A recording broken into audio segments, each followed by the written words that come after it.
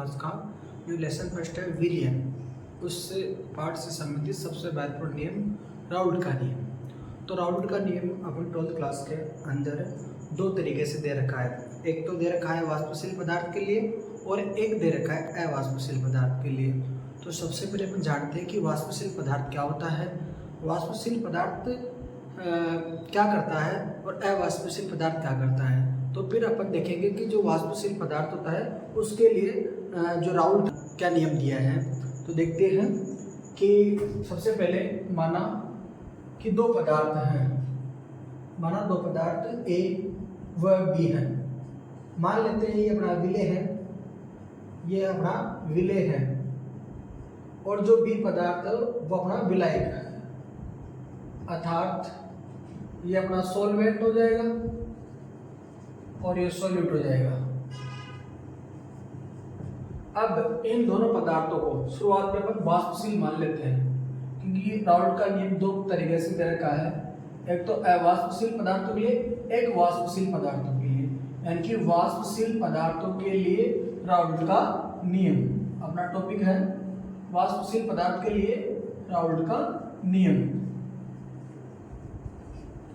तो देखो, जो पदार्थ वाष्पशील होते हैं अर्थात जिनको अपन गर्म करें और वाष्प भरें, तो वाष्प भरने का मतलब है कि जब अपन बंद पात्र ले लेते हैं तो वो बंद पात्र में क्या लगाते हैं, दाब लगाते हैं।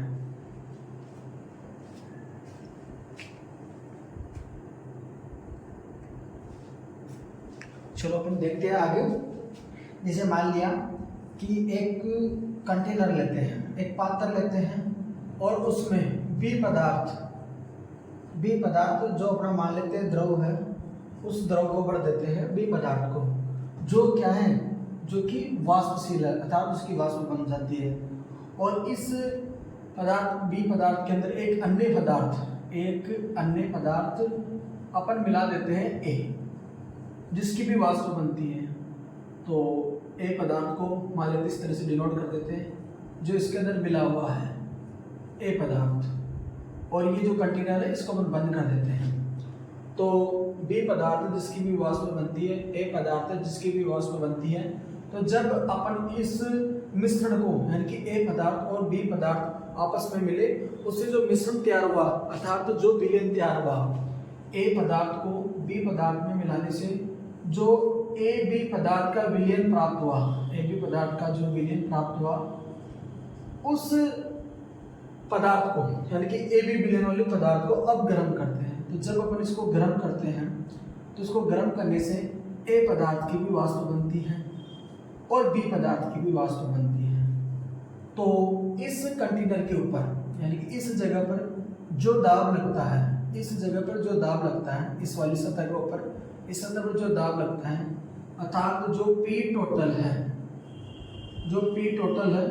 अर्थात जो कुल दाब है वो किसके योग के बराबर होगा, वो होगा ए पदार्थ के द्वारा लगाया गया दाब तथा बी पदार्थ के द्वारा लगाया गया दाब के बराबर, क्योंकि यहाँ पर ए पदार्थ की भी वाष्प बनती है और बी पदार्थ की भी वाष्प बनती है। जब इनको गर्म कर लेते हैं तो दोनों पदार्थों की वाष्प बनती है और वो वाष्प जो कंटेनर है, जो पात्र है, उसकी सतह पर क्या करता है, दाब डालता है। तो आपने लिखा कि जो पात्र है उस पात्र का जो कुल दाब है वो ए पदार्थ के द्वारा लगाए गए दाब के बराबर तथा बी पदार्थ के द्वारा लगाए गए दाब के बराबर है। चलो, इसके लिए यानी कि वाष्पशील पदार्थ के लिए अपन राउल्ट का नियम लिखते हैं। तो देखिएगा राउल्ट का नियम क्या है। तो जो पी टोटल तो अपन ने देख लिया, पी ए और पी बी। तो अपन देख पा रहे हैं कि ये जो पी ए है, ये जो पी ए है और पी बी है, इनका मान निकालते हैं राउल्ट के नियम से। तो सबसे पहले मैं राउल्ट का नियम लिख दूं। राउल्ट का नियम, तो राउल्ट का नियम होता है कि जो वाष्पशील पदार्थ होता है, वाष्पशील पदार्थ का आंशिक दाब, वाष्पशील जो पदार्थ है उसका आंशिक दाब गैस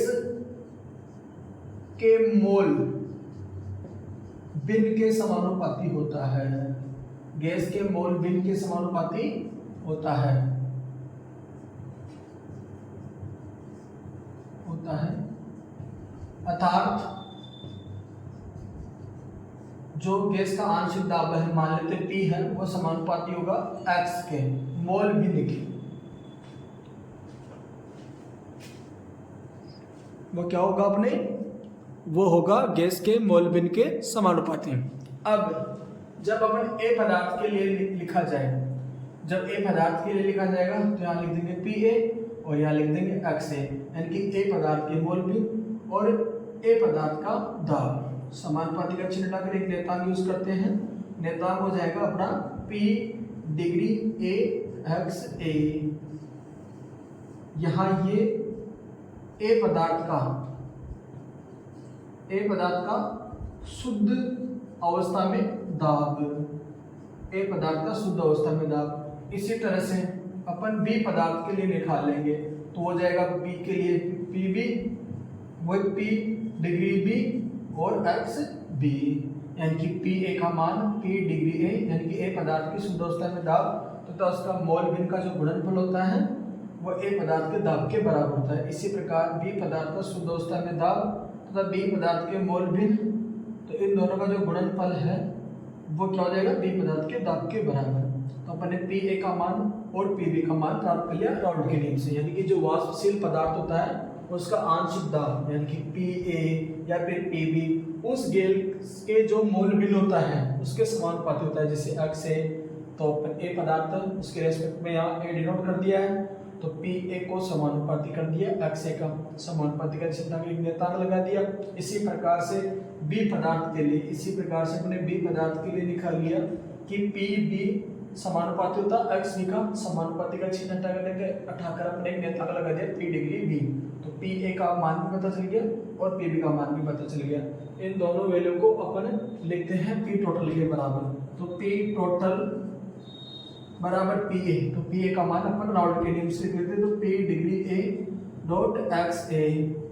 इसी प्रकार PB का मान P डिग्री B XB, तो अपन देख पा रहे हैं कि P टोटल P डिग्री है XA और P डिग्री XB है। फिर अपन इस बात को जानते हैं कि हम जानते हैं इस बात को, क्या जानते हैं कि जो विलयन होता है उसके कुल मोल भिन्नों का योग सदैव 1 होता है, अर्थात XA और XB बराबर 1। अपन XA को उधर ले जाते हैं तो XB का मान बच गया 1 माइनस XA। फिर इस XB के मान को अपन समीकरण, इसको जैसे 1 दे देते हैं तो समीकरण 1 में रख देते हैं। XB का मान समीकरण 1 में रखने पर, तो समीकरण 1 में रख देते हैं इसका मान, तो देखिएगा क्या हो जाएगा इसका मान। यहाँ पर देखो क्या हो जाएगा, मैं यहाँ लिख देता हूँ, आपको दिखाई देने में दिक्कत होगी। तो ये जो समीकरण 1 थी, इस समीकरण 1 में ये वाला मान रख देता हूँ, तो देखो क्या बन जाएगा, P जो टोटल है वो P टोटल बन जाएगा P degree A XA plus, अब अपन को XB का मान रखना है तो P डिग्री B, तो ऐसा कैसा, और इस XB की जगह यहाँ से रख दिया जाएगा ये वाला मान। XB का मान होता है 1 माइनस XA, तो अपन ने कुल दाब और जो मोल भिन्न उसके मध्य संबंध स्थापित कर दिया है। ये है राउल्ट के नियम का मुख्य सूत्र वाष्पशील पदार्थ के लिए। आशा करता हूँ आपको समझ में आया होगा। धन्यवाद।